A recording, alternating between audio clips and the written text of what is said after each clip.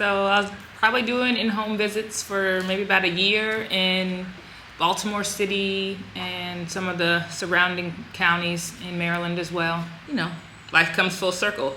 All of those experiences I was able to bring to the table and be empathetic and understanding of the scenarios that I'm asking other providers to go into or facilitating other providers to go into. I understand what the ask is, to go into a stranger's home and not necessarily know who's going to be there, what you're going to see. That's the first time I ever was in the house of a hoarder, was when I was doing home visits. I had some clues when I drove up, and I was like, they have all the yard ornaments.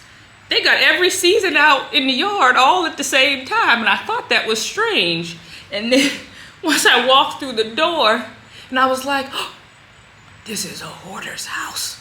Like, oh my, there was like a little pathway, and I mean, floor to ceiling stacked stuff.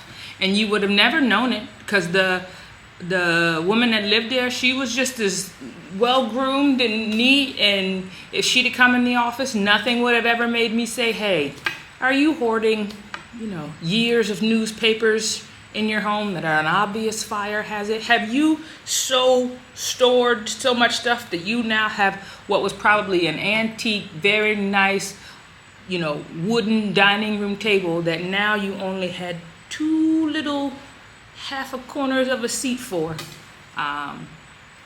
Nothing would have ever made me ask that question if I hadn't been in home.